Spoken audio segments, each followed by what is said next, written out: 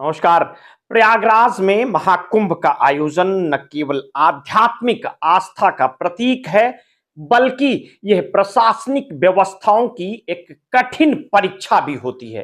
करोड़ों श्रद्धालुओं की उपस्थिति में व्यवस्था सुचारू रूप से चले, इसके लिए प्रशासन महीनों पहले से तैयारियों में जुट जाता है।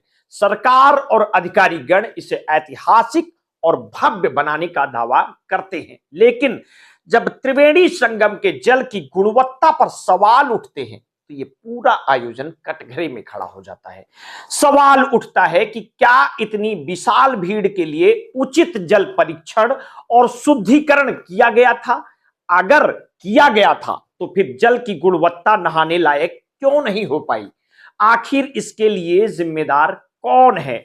मीडिया रिपोर्ट्स में अलग अलग तरीकों से दावे किए जा रहे हैं। केंद्रीय प्रदूषण नियंत्रण बोर्ड की एक रिपोर्ट जो मीडिया संस्थानों ने पब्लिश की है, इसमें भव्य आयोजन की व्यवस्थाओं पर गंभीर सवाल खड़े कर दिए हैं। रिपोर्ट के अनुसार प्रयागराज में महाकुंभ के दौरान विभिन्न स्थानों पर अपशिष्ट जल का स्तर स्नान के लिए प्राथमिक जल गुणवत्ता के अनुरूप नहीं था।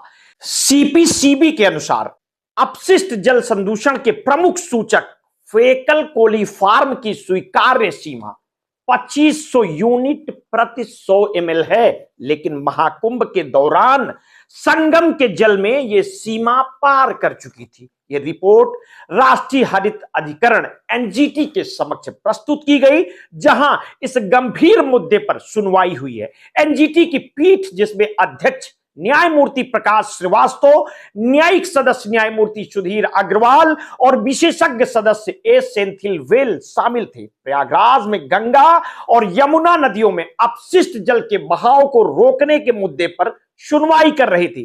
पीठ ने सीपीसीबी की 3 फरवरी को दाखिल की गई रिपोर्ट का हवाला देते हुए कहा, नदी के पानी की गुणवत्ता विभिन्न अवसरों पर सभी निगरानी स्थानों पर स्नान के लिए उपयुक्त नहीं पाई गई। रिपोर्ट में स्पष्ट रूप से उल्लेख किया गया है कि महाकुंभ के दौरान बड़ी संख्या में लोग नदी में स्नान करते हैं, जिसमें अपशिष्ट जल की सांद्रता बढ़ जाती है, और यह स्थिति न केवल श्रद्धालुओं के स्वास्थ्य के लिए खतरा है, बल्कि सरकार और प्रशासन की तैयारियों पर भी प्रश्न चिन्ह लगाती है। सवाल यह उठता है कि क्या महाकुंभ की भव्यता को बढ़ाने के लिए जल गुणवत्ता की अनदेखी की गई? अगर पहले से ही जल परीक्षण की रिपोर्ट थी तो फिर इतनी बड़ी चूक कैसे हुई? प्रयागराज जैसे धार्मिक और सांस्कृतिक स्थल पर इस प्रकार की स्थिति क्यों बनी? यदि प्रदूषण नियंत्रण बोर्ड और अन्य सरकारी एजेंसियों के पास पहले से ही जानकारी थी कि जल में फीकल कोलीफॉर्म की मात्रा अधिक है, तो इस पर ठोस कदम क्यों नहीं उठाए गए?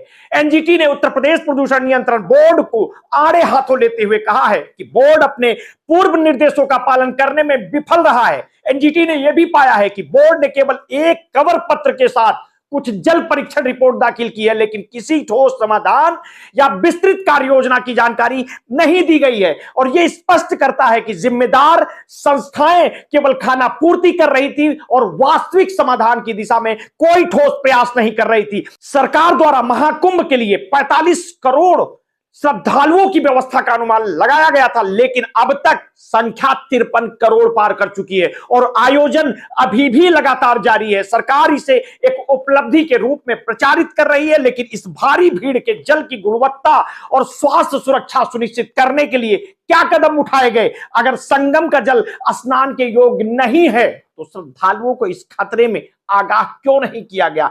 इस पूरी स्थिति में 2 प्रमुख सवाल उठते हैं। पहला, क्या प्रशासन ने पहले से ही जल की गुणवत्ता जांचने के लिए कोई प्रभावी उपाय नहीं किए थे? और दूसरा, अगर समस्या पहले से पता थी तो फिर इसके समाधान में लापरवाही क्यों बरती गई?